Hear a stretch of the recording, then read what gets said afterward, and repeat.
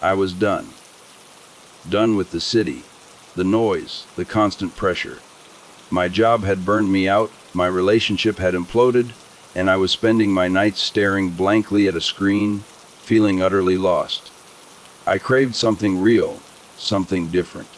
So when I saw that ad, remote cabin available in Alaskan wilderness, limited amenities, abundant solitude, it felt like an answer to a prayer. The village wasn't even marked on the map.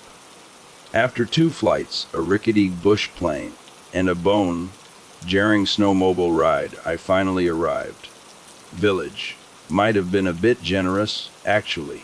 It was more like a handful of cabins scattered across a valley, hemmed in by thick forest and endless frozen tundra. There was a tiny general store that doubled as a post office, a few narrow trails barely visible under the snow, and a radio tower that looked like it had been there since the Stone Age. As I stood there, shivering and trying to adjust to the biting cold, a man approached. He looked to be in his 60s, with a bushy gray beard and eyes that seemed to hold the weight of 1,000 winters. "You the new guy?" he asked, his voice rough but not unfriendly. "Yeah, that's me," I replied, sticking out my hand. "Name's Walter," he said, shaking it firmly. "Welcome. Ain't much, but it's home for some of us. Your cabin's over that way." He pointed towards a narrow trail disappearing into the trees. We trudged through the snow, the air so cold it felt like it was burning my lungs. But it was clean, the cleanest air I'd breathed in years. My cabin was a small wooden structure with a metal roof and a thin wisp of smoke curling from the chimney. "Generator's out back," Walter said as we reached the porch. "Keeps the lights on and the heater running. But keep an eye on the fuel. You don't want to run out in the middle of the night." I nodded, trying to take it all in. "Got it. Anything else I should know?" Walter hesitated, his eyes narrowing slightly. "Couple things," he said, his voice suddenly serious. "Don't wander into the forest after dark. Keep your windows covered at night. And if you hear anything outside, you ignore it. Don't open the door. Don't look outside. Just stay put." I blinked, taken aback by the intensity in his voice. "Why?" He shrugged, but his expression remained serious. "Just how things are around here. Folks who don't follow the rules well, they don't tend to last long." I couldn't tell if he was joking or not, but I decided not to push it. I thanked him and started unpacking. That night, the silence was overwhelming. Back in the city, there was always some kind of background noise, traffic, sirens, music. Here, there was nothing but the occasional crackle of the wood burning stove.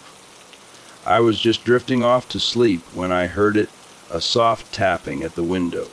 At first, I thought it was just a tree branch, but then I remembered there were no trees close enough to the cabin.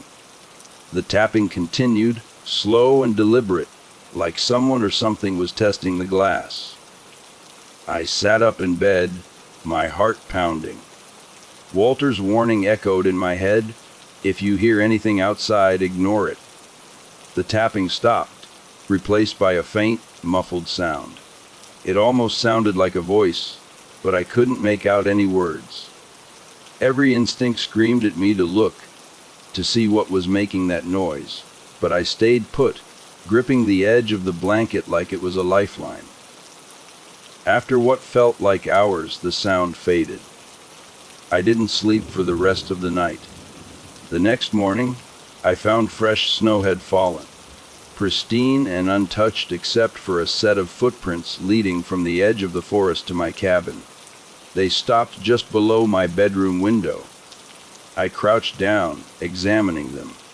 They were human, barefoot, no less. The thought of someone wandering around in this freezing weather without shoes sent a shiver down my spine. I decided to mention it to Walter. When I saw him later, I found Walter outside the general store, tinkering with a snowmobile. Morning, I said, trying to sound casual. Hey, do people around here I don't know wander around barefoot at night? Walter straightened up, wiping his hands on a rag. What do you ask? I hesitated, then told him about the footprints. His expression darkened. Like I said, he muttered, keep your windows covered and don't go looking outside. Okay, but who? It doesn't matter who, he interrupted, his voice firm. Just listen to what I'm telling you. I nodded, but his reaction only made me more uneasy. Over the next few days, I tried to settle into a routine. I spent my mornings chopping firewood and checking the generator, afternoons exploring the trails near the village. Most of the locals were friendly enough, though a bit reserved. One evening, as I was locking up for the night, I heard a commotion outside.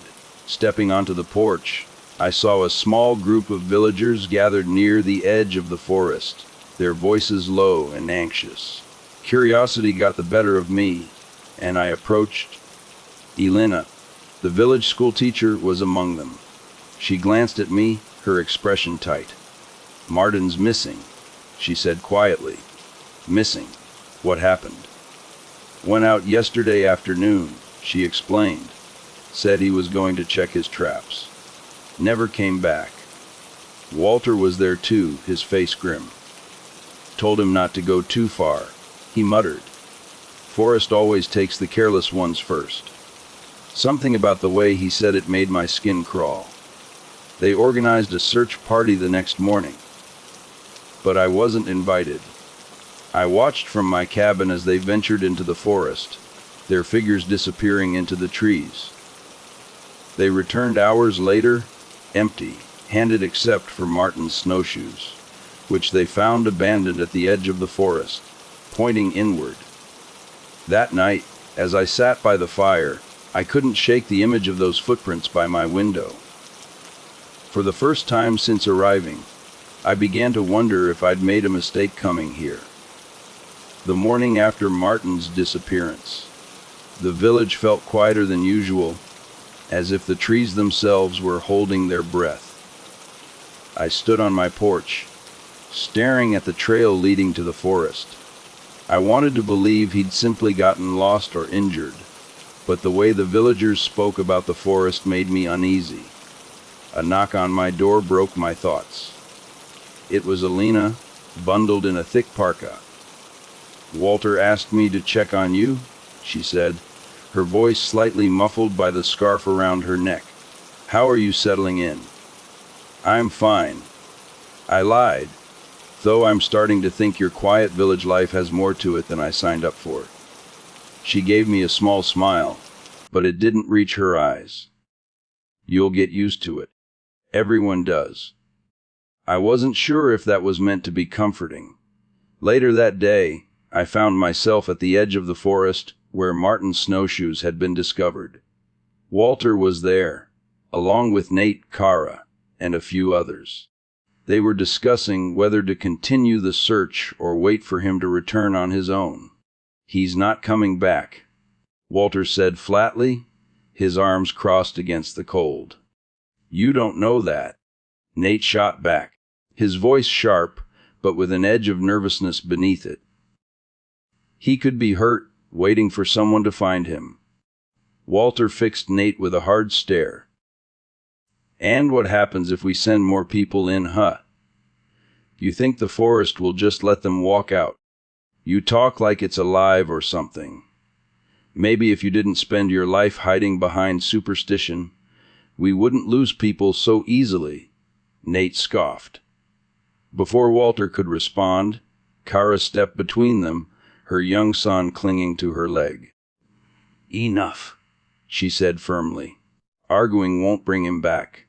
I stayed quiet, unsure whether to take Nate's side or Walter's. The forest loomed behind them, its shadow stretching toward us as the sun dipped lower in the sky. That night, I was more careful. I double-checked the locks on my doors and pulled the heavy curtains across the windows. Still, sleep didn't come easily. Every creak of the cabin felt louder, more deliberate. Around midnight, I heard it again, the crunch of footsteps on the snow. This time they were slow and deliberate, circling the cabin like a predator stalking its prey. My heart pounded as I crept to the window, keeping the curtains drawn. I hesitated before peeking through a small gap, half expecting to see nothing. But there was something. A figure stood just at the edge of the tree line, barely visible in the moonlight. It was tall and motionless, its outline blurred, as if the air around it refused to settle. My breath caught in my throat as the figure tilted its head toward the cabin, as if it knew I was watching. I dropped the curtain and stumbled back, my pulse racing. When I dared to look again, the figure was gone. The next morning, I found Nate sitting on his porch, staring into the distance. He looked pale, his usually confident demeanor replaced by something hollow. "Hey," I said cautiously. "You all right?" He didn't answer at first. Then, without looking at me, he said, "I went in," my stomach tightened, "into the forest." Nate nodded slowly.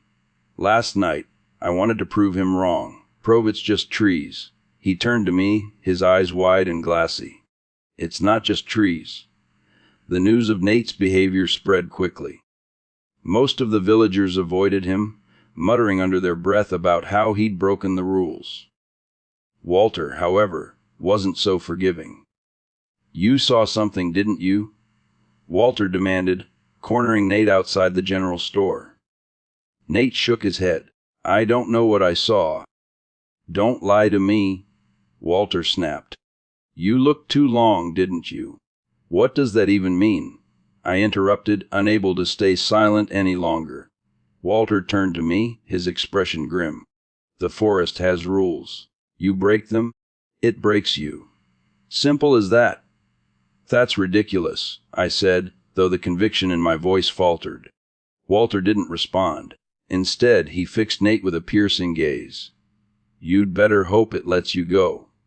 Over the next few days, Nate's condition worsened. He refused to leave his cabin, muttering incoherently to himself whenever someone tried to check on him. Kara tried to bring him food, but he wouldn't open the door. I found myself spending more time with Alina, who seemed to be the only one willing to talk about what was happening. "Walter's right about one thing," she admitted as we walked along the edge of the village. "The forest has rules. No one really knows why, but things happen when you don't follow them." "Like what?" She hesitated, as if choosing her words carefully. "You've already seen it, haven't you? The footprints, the figure. It's not just superstition." I wanted to argue, to find a logical explanation for everything, but deep down I knew she was right. One evening, I heard someone calling my name outside the cabin. "Sam." The voice was faint but familiar.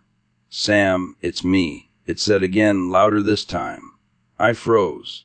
It sounded like Nate, but something about it was off, like an old recording played at the wrong speed.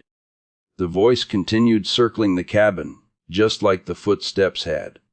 "Sam, come out." My hands trembled as I reached for the curtain, but I stopped myself. Walter's warning echoed in my head. "Don't open the door. Don't look outside." The voice persisted for what felt like hours before finally fading into the night. The next morning, I found a single boot in the snow outside Nate's cabin. It was pointed toward the forest. Walter's words haunted me as I stood there, staring at the empty doorway. He looked too long. The morning after Nate's disappearance, the village seemed to shrink. Fewer people walked the narrow snow-covered paths, and those who did moved quickly, their heads down as if avoiding the weight of some invisible gaze. My cabin felt less like a sanctuary and more like a trap. I couldn't shake the feeling that Nate's departure wasn't the end of it, that whatever had taken him wasn't finished. I needed answers, and there was only one person who might provide them. Elena met me at the schoolhouse, a one-room structure perched on the edge of the village. Inside, the air was warm, a stark contrast to the biting cold outside. She had her back to me, stacking books on a low shelf, but turned when I cleared my throat. "Sam," she said, her tone soft but guarded. "What brings you here?" I hesitated. I didn't want to come off as paranoid, but I needed to know. "Elena, I need you to tell me more about this place, about the forest." She sighed, pulling a chair from a small desk and gesturing for me to sit. "You're starting to understand, aren't you? Why Walter insists on the rules." "I'm starting to understand that I'm in over my head," I admitted. "Nate is gone, and no one seems willing to talk about what's really happening here. I need to know the truth." Elena leaned forward, her expression grim. "The truth is, no one knows exactly what it is. The Watcher, that's what people call it, has always been here. My grandmother used to say it's as old as the forest itself, older than the village. It doesn't like intruders. It doesn't like disrespect, and it doesn't forgive." Her words sent a chill down my spine, but I forced myself to stay composed. "What does it want?" "No one knows. It doesn't communicate, at least not in a way we understand. But it watches. And it waits. If you break the rules, if you draw its attention, it'll find you." The memory of the figure outside my cabin came rushing back. "And the rules, they're to keep it away." Elena nodded. "Or at least keep us alive." Later that day, I went to Kara's cabin to check on her. She had barely spoken to anyone since Nate disappeared, and I knew she must be worried about her son. When she opened the door, her face was pale, her eyes bloodshot from lack of sleep. "Is everything okay?" I asked, trying to sound reassuring. She shook her head. "It's starting again.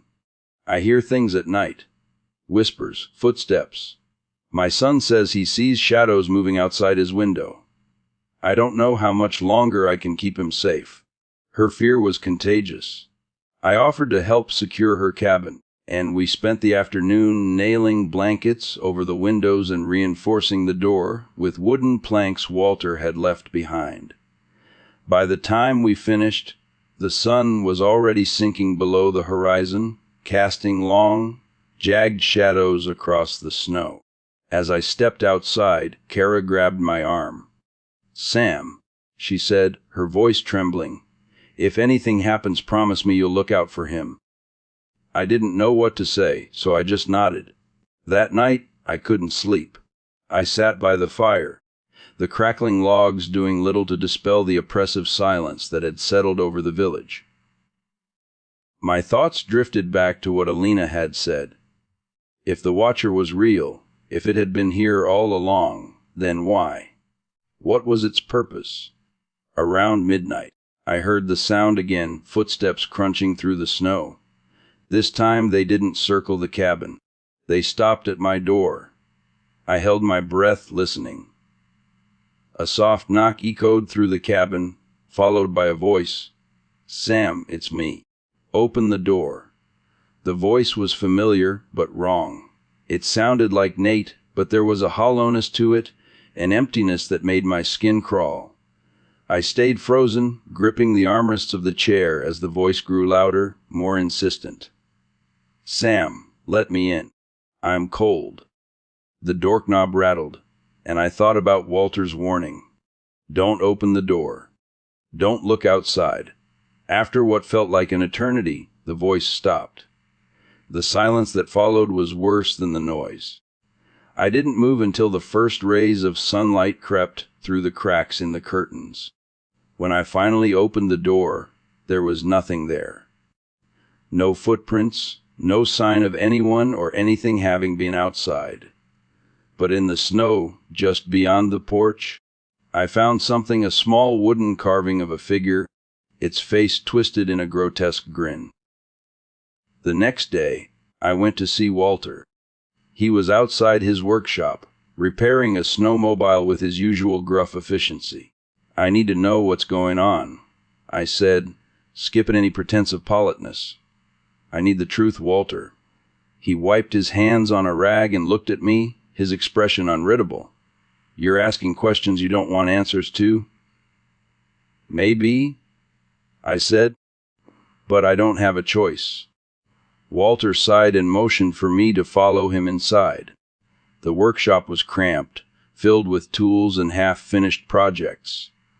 He pulled a chair over and sat down, gesturing for me to do the same. You ever wonder why this village is so isolated? He asked. Of course, I said. I thought that was the point. Getting away from everything. Walter shook his head. No one comes here by accident, Sam. People end up here because they're running from something. Trouble, mistakes, regrets. But the thing is, this place doesn't care what you're running from. It only cares about what you bring with you. I frowned. What do you mean? He leaned forward, his voice dropping to a whisper. The Watcher isn't just some creature lurking in the woods. It's more than that. It's part of this place, part of the forest. And it feeds on us. On our fears, our secrets, our sins. That's why the rules exist, to keep it from getting too close. The weight of his words settled over me, heavy and suffocating. So what happens if you break the rules? Walter's gaze darkened. You've seen what happens.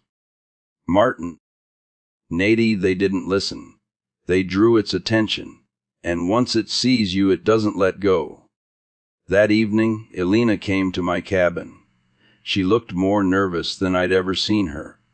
I've been thinking about what you said, she began, her voice barely above a whisper. About the footsteps, the voices, it's getting worse, isn't it? I nodded. Kara's hearing things too. Her son says he's seeing shadows. Elena hesitated, then said, There's something I haven't told you. Something my grandmother used to say. She believed the Watcher wasn't just a guardian. It was a judge. It watches to decide who belongs here and who doesn't. And if you don't belong, she trailed off. But I didn't need her to finish. The message was clear. That night, I stayed awake, watching the firelight flicker across the walls. The forest felt closer than ever, its presence pressing against the cabin like a living thing. I could almost hear it breathing. And then, just before dawn, I heard a sound that made my blood run cold. It wasn't footsteps or whispers. It was a voice. Kara's voice. Sam, help me, it pleaded, echoing from the forest. Please, I need you. I clenched my fists, my heart racing. I knew it wasn't her. I knew it. But the sound of her voice, the desperation in it, made it almost impossible to stay still. For hours I sat there, paralyzed by the pull of that voice. When it finally stopped, the first light of day was breaking over the horizon. I stepped outside, my breath fogging in the frigid air. In the snow, leading away from Kara's cabin, were a set of footprints. They disappeared into the forest. Kara was gone. The day after Kara disappeared, the village felt suffocating. The air was heavy, the stillness unbearable. Snow fell in a constant, silent blanket, muffling everything like a shroud. People avoided eye contact, speaking only in hushed whispers, if they spoke at all. I couldn't stop thinking about the footprints leading into the forest, or Kara's voice calling my name the night before. Deep down, I knew she was gone, but it wasn't just grief that unsettled me. It was the sense of inevitability. Kara wasn't the last. This was only the beginning. I found Walter in the general store, crouched by the wood stove, his face drawn with exhaustion. I told him what had happened, the voice, the footprints, the way Kara's cabin door had been left ajar. He didn't seem surprised. It's getting stronger, he muttered, his voice low. What is? I asked, my frustration breaking through. The Watcher. The forest. What does any of this even mean? Walter looked up at me, his eyes sharp. It means the rules are breaking. The longer it watches us, the bolder it gets. The bolder it gets, the more it takes. I ran a hand through my hair, trying to process his words. So what do we do? Just wait for it to pick us off one by one. Walter shook his head. There's no waiting, Sam. There is only surviving. That evening, I went to Elena's cabin. She was pacing the small room, ring in her hands. She looked up as I entered, relief flickering across her face. Kara's gone, isn't she? She asked quietly. I nodded. Walter thinks it's getting worse. He says the rules are breaking. Elena sat down heavily, staring at the floor. I've been thinking about something my grandmother used to say. She believed the Watcher wasn't just some mindless force. She thought it had a purpose. That it was testing us, seeing who belonged and who didn't. And what happens if it decides you don't belong? I asked, though I wasn't sure I wanted the answer. Elena's silence was answer enough. We talked late into the night, trying to piece together what little we knew. Every story, every rule, every fragment of folklore pointed to the same conclusion. The Watcher was more than just a presence in the forest. It was a force, ancient and unrelenting, that thrived on fear, isolation, and disobedience. And it was growing stronger. The blizzard came 2 days later. Thick, swirling snow engulfed the village, cutting off what little connection we had to the outside world. The radio tower went silent, and even the most seasoned villagers refused to leave their cabins. The storm howled like a living thing, its icy fingers prying at doors and windows. I stayed inside, lighting every lamp and candle I could find. The light felt like a fragile shield against the encroaching darkness. But even with the fire roaring and the cabin sealed tight, I couldn't escape the feeling that I wasn't alone. That night, the voices started again. Sam. They whispered, barely audible over the wind. Sam, come outside. This time it wasn't just one voice. It was a chorus: Kara, Nate, even Martin, their tones blending into an eerie, dissonant harmony. I pressed my hands over my ears, trying to block it out. But the voices grew louder, more insistent. You can't hide forever, they said. You don't belong here. I forced myself to stay put, reciting Walter's warnings like a mantra. Don't open the door. Don't look outside. Don't answer. But as the night dragged on, I began to doubt myself. What if it wasn't the Watcher? What if it really was Kara, or Nate, or someone else who needed help? What if I was condemning them by staying inside? The voices stopped just before dawn, leaving an oppressive silence in their wake. When I finally stepped outside, the snow was untouched except for a single trail of footprints leading from my cabin to the forest. They weren't mine. By the 3rd day of the blizzard, the village was in chaos. Kara's son, a quiet boy who rarely spoke, had vanished during the night. His small boots were found by the forest's edge, the snow around them undisturbed. Kara's disappearance had been shocking, but this was something else entirely. The villagers were panicked, desperate. Their fear was turning into anger. It's your fault. One man snarled at Walter as a small crowd gathered in the center of the village. You and your rules. They don't work. People keep disappearing. Walter stood firm, his expression hard. The rules aren't the problem. It's those who break them. You think rules will stop that thing? Another voice shouted. It's taking us anyway. Elena and I watched from the sidelines, both of us too stunned to intervene. The villagers were unraveling, their fear and frustration bubbling over into accusations and threats. For the first time since I'd arrived, I realized how fragile the village's unity was, how quickly it could fall apart under pressure. That night, Elena and I decided to act. The rules weren't enough anymore. We needed a plan. We have to leave, she said as we huddled in her cabin, the storm still raging outside. "The longer we stay, the worse it gets. If we don't go now, we won't survive." "And go where?" I asked. "The forest surrounds the village. We don't even know what's out there." "Exactly," she said, her eyes burning with determination. "We don't know what's out there, but we know what's here. If we stay, we'll end up like the others." It wasn't a good plan, but it was better than waiting to be picked off. We gathered supplies, food, water, extra fuel, and decided to use Walter's snowmobile to try and reach the old weather station a few miles away. It was risky, but it was our only chance. The storm began to die down the following morning, the wind easing into an eerie stillness.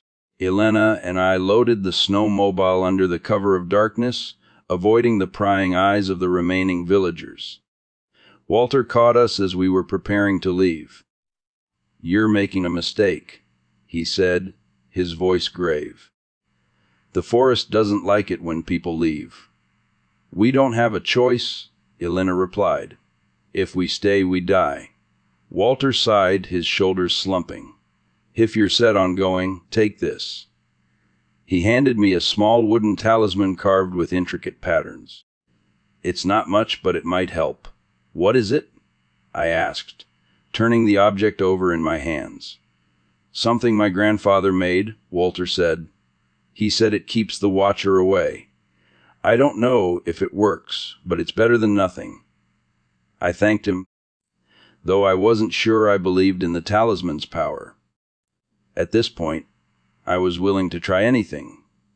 We set off just before dawn, the snowmobile's engine cutting through the silence like a knife. The forest closed in around us as we left the village behind, its towering trees casting long shadows across the snow. Every sound, every movement in the periphery of my vision, set my nerves on edge. We didn't speak, our focus on the path ahead. But as we neared the weather station, the snow grew deeper, the air heavier. The engine began to sputter, struggling against the increasing resistance. And then we saw them. Shapes moved through the trees, tall and thin, their forms shifting like smoke. They didn't move toward us, but their presence was enough to freeze my blood. I gripped the talisman tightly, praying it would offer some kind of protection. The snowmobile finally gave out, leaving us stranded in the middle of the forest. Elena and I exchanged a panicked glance, then grabbed our supplies and began to run. The shapes followed. The forest closed in on us like a vice. Every step we took through the thick, icy snow felt heavier, as if the ground itself resisted our escape. The air was unnaturally still, suffocating in its silence except for the faint crunch of our boots and the distant whispers that seemed to echo from nowhere behind us. The shapes moved tall, shifting shadows that didn't hurry but didn't stop. Their presence was a reminder that this was no simple chase. They didn't need to rush. They knew we had nowhere to go. "Elena," I shouted, my voice barely audible above the wind. The weather station. Elena gripped my arm as we stumbled forward, her breath coming in short, ragged gasps. "We're close," she whispered, though I wasn't sure if she was trying to convince me or herself. The weather station, it was our only hope. A structure just sturdy enough to shield us, just distant enough from the village to maybe, just maybe, break the Watcher's hold. We reached it as the sun began to rise, pale and weak against the horizon. The building was a skeletal, weather-beaten shell, but it stood. The sight of it filled me with a fleeting sense of relief. We didn't slow down. The shadows behind us didn't fade, but they stopped at the edge of the clearing, watching, waiting. Inside, the station smelled of rust and dampness. Its walls were lined with ancient equipment, most of it useless now. I slammed the door shut and shoved a rusted metal desk in front of it while Alina collapsed onto the floor, clutching the talisman Walter had given us. "We made it," I said, trying to convince myself. "We're safe here." "No," Elena murmured, her voice hoarse but her eyes sharp. "Not safe, just hidden. For now." She was right. The whispers were gone, but the silence pressed down on us like a weight. I checked the small transmitter at the center of the room. The dials lit up weakly, flickering like a dying candle. "It works," I said, relief flooding through me. "I can send a signal, "Will it reach anyone?" Elena asked, her voice tinged with doubt. "It has to." I started turning the dials, sending out a desperate message. "This is an emergency. We're at the weather station outside the village. We need help. Please, if anyone can hear this." A loud bang echoed through the room. I froze. The door rattled violently, as if something massive was testing its strength. "It's here," Elena whispered. She clutched the talisman tighter, her knuckles white. The door didn't break, but something was outside. The whispers began again, louder this time, like 1,000 voices speaking at once. They weren't begging or pleading anymore. They were angry. "Sam," a voice hissed, low and guttural. It was Kara's voice, but warped, twisted into something unrecognizable. "You don't belong here." My chest tightened. The Watcher wasn't just outside. It was everywhere. It had surrounded us, seeping into the very air we breathed. The station felt smaller, its walls closing in. "Why us?" I asked aloud, my voice trembling. "What does it want?" Elena didn't answer at first. She was staring at the talisman, her lips moving silently as if in prayer. Finally, she looked up. "It doesn't just want us gone. It wants to consume us. Our fear, our guilt, it feeds on it. The more we run, the stronger it gets." "Then what do we do?" I asked. "We can't outrun it. We can't fight it." Elena's eyes locked with mine, and in that moment I understood. We couldn't run. We couldn't fight. But we could stop being its prey. "We need to face it," Elena said, her voice steady. "If we don't, it'll take us anyway. We have to break the cycle." My heart pounded. Facing the Watcher meant stepping outside, into its grasp. But Elena was right. We couldn't stay here forever. The Watcher thrived on fear, on our refusal to confront it.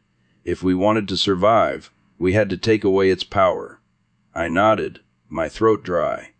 "Let's do it." We moved together, dragging the desk away from the door. The whispers grew louder, almost deafening, as if they knew what we were planning. My hand shook as I reached for the handle. Elena gripped the talisman, holding it in front of her like a shield. I opened the door. The clearing was empty, but the air was thick with tension. The shadows stood at the edge of the forest, watching us with unblinking intensity. They didn't move. They didn't need to. The presence of the Watcher was overwhelming, like a storm about to break. Elena stepped forward, holding the talisman high. "We're not afraid of you," she shouted, her voice echoing through the clearing. The shadows stirred, shifting like smoke. The whispers turned into a low, guttural growl that vibrated through my bones. My instinct screamed at me to run, but I stood my ground. "We don't belong to you," I said, forcing my voice to stay steady. "We're not your prey."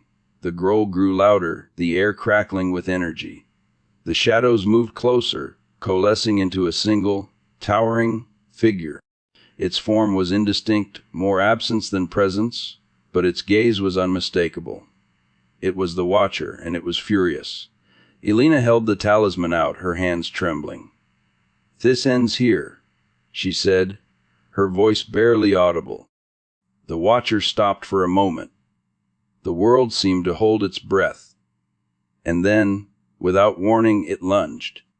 The impact knocked me off my feet, the force like a hurricane tearing through the clearing. I hit the ground hard, my vision swimming. When I looked up, I saw Elena standing her ground, the talisman glowing faintly in her hands. The watcher recoiled, its form flickering like a dying flame. It let out a bone-chilling roar, its shape unraveling as the light from the talisman grew brighter. Elena's face was pale, her body trembling, but she didn't let go. "Sam," she said, her voice strained. "You have to finish it." I didn't understand at first, but then I saw it. The transmitter inside the weather station, still flickering weakly. If I could amplify the signal, maybe, just maybe, it could disrupt the watcher's hold. I stumbled to my feet and ran inside, ignoring the whispers that clawed at my mind. The controls were old and unresponsive, but I worked frantically, twisting dials and flipping switches. The static grew louder, rising to a piercing wail that made my ears ring. Outside, the watcher roared, its form collapsing in on itself. "Elena," I shouted. "Hold on." The talisman's light flared, blindingly bright. The watcher let out one final, anguished cry before it shattered, its form dissolving into the air. The clearing went silent. When I stepped outside, Elena was on her knees, the talisman crumbled to dust in her hands. She looked up at me, her eyes filled with tears. "It's gone," she said, her voice barely a whisper. "We did it." But I wasn't sure. The forest was quiet, unnaturally so. The oppressive weight in the air had lifted, but the shadows lingered at the edge of the clearing, watching us with empty eyes. "We need to go," I said, pulling Elena to her feet. "We never made it back to the village. We didn't want to. Whatever was left there wasn't ours to save. We walked for hours until we reached the main road, where a passing truck picked us up. We didn't talk about what had happened. There were no words that could capture the horror of it, the way it had burrowed into our minds. We just sat in silence, the weight of survival pressing down on us. When I finally returned to civilization, I found a package waiting for me. There was no return address, no note. Inside was a single photograph of the village, taken from the edge of the forest. In the distance, barely visible among the trees, was a shadowy figure. The watcher wasn't gone. It was never gone. It was only waiting.